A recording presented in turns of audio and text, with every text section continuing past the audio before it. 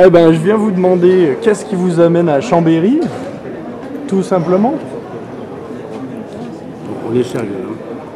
Donc, eh bien, tout simplement parce que j'ai été invité par les organisateurs de ce salon, dont Serge Grosse en particulier.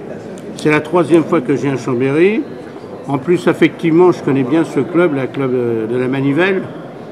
J'en connais les présidents fondateurs et ceux depuis 25 ans. Donc Chambéry, pour moi, j'en suis pas insensible. D'autant plus que Chambéry a réussi à faire une bourse tout à fait intéressante. Parce que c'est une bourse, mais également un salon. Bon, alors cette année, ils ont d'autant plus de mérite. Et moi, j'aurais fait n'importe quoi pour venir cette année parce que je pensais à eux quand je voyais les situations climatiques. Et donc, je suis venu, ils ont eu beaucoup de difficultés, il y a des trous dans le salon, mais bon, c'est pas de leur faute, des gens qui n'ont pas pu venir, des gens. Ce qui me console, c'est que tous les professionnels inscrits sont venus. Alors, donc, c'était vraiment, moi j'avais prévu de venir, mais même si j'avais eu des choses invraisemblables, je serais quand même venu pour les organisateurs. Voilà. Ça nous fait plaisir. Et donc, comment est-ce que vous les avez rencontrés, les dirigeants de la Manivelle? Enfin, comment ça se passe dans ces cas-là? Comment je les ai rencontrés la première fois? Mais écoutez, il y a 25 ans, j'ai créé un rallye dans la Drôme qui s'appelait Autonostalgie à la Pérouse-Mornay.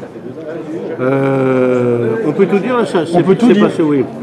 Alors, moi j'étais maire, conseiller général, et puis dans ce village de la Pérouse-Mornay, où habitait mon meilleur ami d'enfance, un ancien capitaine du 9e RCP, le maire était communiste. Je dis, il faut virer le maire. C'est pas possible qu'un maire communiste. Et alors je lui dis, on va faire comme ils font, c'est noyauter l'associatif. Et donc on va monter une association de voitures anciennes. Mon copain n'avait aucune connaissance de la voiture ancienne. On va monter un truc, on va monter un rallye et on va noyauter la mairie. On a monté un rallye. Première année, on avait 40 voitures. Un jour, on a eu 80 voitures. Et puis, je suis devenu copain avec le maire. Et 3 ans après, il est arrivé l'élection municipale. Il me dit, j'arrête. Je dis, t'as pas le droit d'arrêter, Martial, un maire comme toi, parce qu'on peut être communiste et un très bon maire.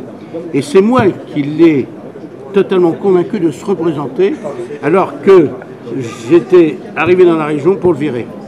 Et comme la Pérouse-Mornay, c'est à côté de Bourg-Père, dans la Drôme Nord, bien entendu, j'ai eu des gens de Chambéry, des gens de Grenoble qui sont venus. Et j'ai connu ainsi des gens, Jacques Brésillon, entre autres, Luc Bouet, enfin des gens, ça vous dit rien peut-être, mais des vieux de la Pérouse. J'étais accessoirement président du club Hotchkiss, et il y avait également des gens du club Hotchkiss ici. Donc voilà comment j'ai connu les gens de la Manivelle, donc ça fait 25 ans. Merci. Le salon de la Manivelle ici à Chambéry, à l'échelle française, disons de tous les salons, qui sont expositions automobiles et aussi bourse exposants, comment est-ce que vous le placez? C'est-à-dire Les classements, c'est très difficile. Alors, il est évident que Chambéry n'est pas dans les premiers salons.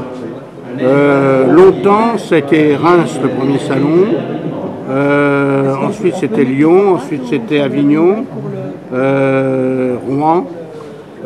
Chambéry venant après, mais il y a peut-être une différence d'importance de ville et tout. Bon.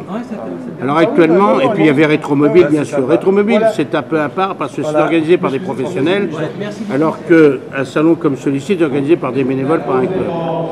Néanmoins, maintenant on a vu cette année à Époque Auto à Lyon, donc une organisation créée, gérée, organisée par des bénévoles, qui est devenue à mon avis la première manifestation française, Lyon, qui sera supérieur à ce que va être Rétromobile, qui va être que sur 6 jours cette année. Alors, pour moi, donc on met à part Rétromobile, le premier pour moi c'est Lyon, le deuxième, c'était l'ancien premier, c'était Reims.